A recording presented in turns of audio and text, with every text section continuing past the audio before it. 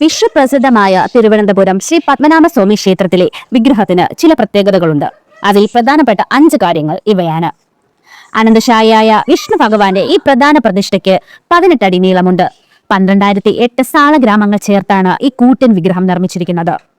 സാധാരണ വിഗ്രഹങ്ങളിൽ നിന്ന് വ്യത്യസ്തമായി കടുശർക്കര യോഗം എന്ന സവിശേഷമായ കൂട്ടിലാണ് ഈ വിഗ്രഹം പണിതിരിക്കുന്നത്. അതുകൊണ്ട് തന്നെ ഈ വിഗ്രഹത്തിൽ അഭിഷേകങ്ങൾ നടത്താറില്ല. തിരഞ്ഞെടുത്ത പുഷ്പങ്ങൾ കൊണ്ടാണ് ഇവിടെ അർച്ചന നടത്തുന്നത്. പൂജയ്ക്ക് ശേഷം വിഗ്രഹത്തിലെ നിർമ്മാല്യം മാറ്റുന്നത് കൈകൾ കൊണ്ടല്ല, മറിച്ച് മൈറ്റ്പീലി ഉപയോഗിച്ചാണ്. 3 വാതിലുകളുടെ മാത്രമേ ഭഗവാന്റെ പൂർണ്ണരൂപം ദർശിക്കാൻ നമുക്ക് സാധിക്കൂ. ഈ 3 വാതിലുകൾ നമ്മുടെ ജീവിതത്തിലെ ഭൂതകാലം, വർത്തമാനകാലം, ഭാവികാലം എന്നിവയെ സൂചിപ്പിക്കുന്നു. ഭഗവാന്റെ ശയനത്തിന് ആധാരമായ അനന്തൻ എന്ന സർപ്പശ്രേഷ്ഠന്റെ 5 തലകൾ പഞ്ചഭൂതങ്ങളെ പ്രതിനിധീകരിക്കുന്നു.